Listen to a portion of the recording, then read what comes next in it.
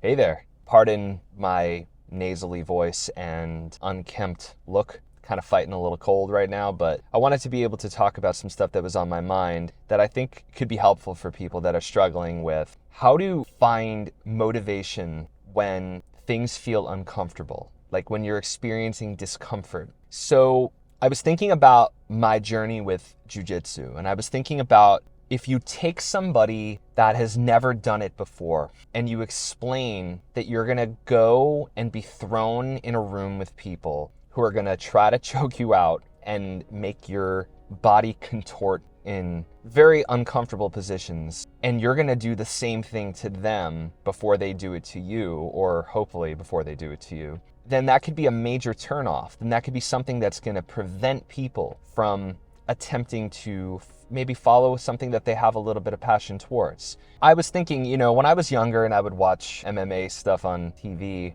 I would see these guys beating the crap out of each other and then they'd hug each other afterwards. You really get to understand just by watching it that there's something more than just people feeling pain and putting themselves in these terrible positions, that there's this sense of reward intrinsically that comes from just what I said, putting yourself through something that the average person wouldn't dream of doing. It got me thinking about all those different things in our lives that we kind of run away from, and just because it's a little uncomfortable or a lot uncomfortable, and the walls that we put up, whether it's talking to the special somebody that you might have feelings for, or asking your boss regarding your salary, or putting yourself out there with a friend and initiating a conversation of, trying to get closer and trying to hang out more, putting yourself through a situation where people normally wouldn't feel comfortable, or you normally wouldn't feel comfortable doing, is where growth really occurs. Because if you think about what life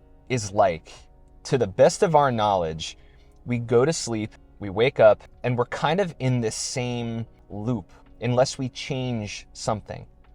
And that doesn't mean we need to make abrupt, gigantic, sweeping changes to become happier people. But I do think if you're carrying a phobia around with you and you work towards changing your association to it little by little, then one day you might be a little less afraid. I used to have panic attacks in elementary school when I would hear that we might be having a fire drill on a certain day, because in our school, we had these huge, big, red, round metal fire alarms that it would just be the most startling, loud thing on planet Earth to me.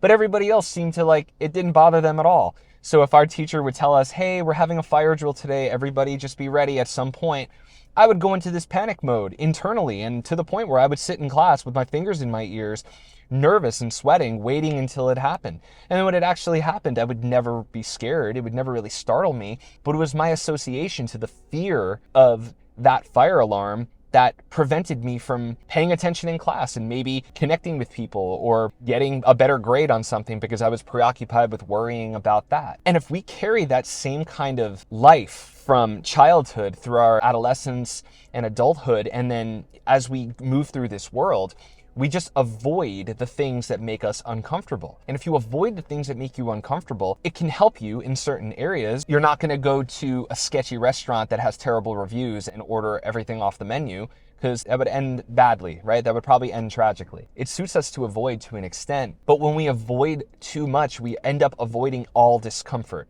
right? Avoiding all discomfort is where you really will end up running into problems. For me, when I started growing as a person is when I started embracing the discomfort. If I felt something come up in my life where this was causing a little bit of anxiety, I ended up welcoming the anxiety a little differently. Rather than repressing it and pushing it away, I would sit there and say, why am I feeling anxious? And what can I do in this situation to learn from it and grow from it? Rather than push it away. It helped me in my relationship. If my wife was feeling any kind of discomfort, I would instantly try to jump in and save the situation, right? And I painted myself as this, I'm the good guy because I'm trying to save whatever feeling she's going through and fix it. But in reality, she was smart enough to say, you're fixing this for you. You're not fixing this for me. You can't fix my issue. All you can do is be there for me. But I would be like, no, I want you to feel better. But in reality, I wanted her to feel better so that I could feel better. Not that I really wanted her to feel better. To an extent I did, but I also knew at the same time that if she feels better, I'm gonna feel better, right? Happy wife, happy life. And I heard that from my parents growing up. We're only as happy as our kids. We love you no matter what. If you're happy, we're happy. So I kind of learned to put my discomfort on the back burner and then focus on other people's. It ended up holding me back. And it wasn't until I started looking within and saying, okay, I'm driving right now and I'm really angry at every driver on the road. That guy cut me off, or this person was parked in my spot, or that person didn't even look. And then it started dawning on me that I'm carrying this around with me towards everybody. So it's how I feel within, right? It has nothing to do with these other people. They're all living their lives. Or fucking 17 billion people on this planet, all of which live in Southern California. It would be completely ridiculous for me to assume that every person is out to get me. So once I started realizing that I was harboring these feelings of anger and resentment towards other people, it all started making sense that I was doing it to myself. And when I started embracing that discomfort, my entire life started changing. Much like I talked about in my first video, when a certain somebody changed my life with one statement, when he said to me, you are focusing all of your energy on other people rather than using that energy to better yourself. That was when I realized that ended up changing my life. And I could apply that same logic to everything. You know what? If I'm feeling discomfort like I did when that person told me what they saw in me, then I'm probably doing it in other areas of my life. Anytime you're feeling a little discomfort, whether it's the thought of starting a new project, the thought of starting a new job, the thought of asking somebody out, the thought of whatever it is, talking to your parent about something uncomfortable. Don't let the fear of the discomfort stop you from putting yourself out there. Because if you let the fear stop you, you'll end up in an endless cycle of avoiding discomfort. And when we avoid discomfort, we think that we're keeping ourselves safe, but we're not. It's kind of like the Simon and Garfunkel song, I Am a Rock. I touch one and no one touches me. A rock feels no pain. But if you alienate yourself and you alienate your feelings and you repress them, you're also repressing yourself from growth. In my experience, the best feeling on planet Earth is when,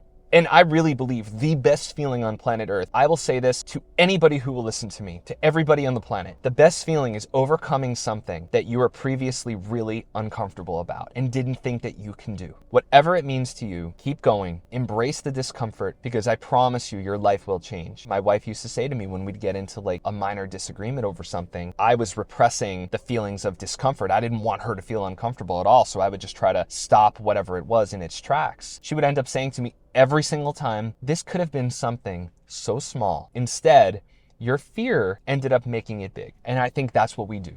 That's what we as humans do when we're afraid. We make something really small into something really big. And your reality is shaped by you. Nobody else can shape your reality. Other people in this world right now are not making your reality. Your reality is a reflection of what you feel. To tie it all together, you can do this. Everybody can do this. I don't want to sound cliche by saying, if I can do it, you can, but I promise you, there are tons of blind spots that I had that I never even knew. True joy comes from recognizing what a blind spot is, seeing it for the first time, because you don't know what you don't know, but once you know it, it's so exciting to be able to work through it. You got this, I promise. On this rainy day here in Southern California, I just wanted to check in and let you know some of my thoughts. I hope whatever discomfort you're feeling in your life is something that you can work towards healing, but it all starts with awareness and taking that first step. Take the first step, because I promise you won't be disappointed. And I also mean it when I say, if you don't take any step at all, you'll likely repeat the same cycle and problem for the rest of your life, and it will only get worse. A cool way to look at it is, it can't get any worse than it is right now if you're feeling discomfort, right? So if you're feeling it and you're actually feeling uncomfortable about something going on in your life and you're not doing anything about it, that feeling is worse than doing something about it. Wise words. Have a great day. Thank you so much. Bye.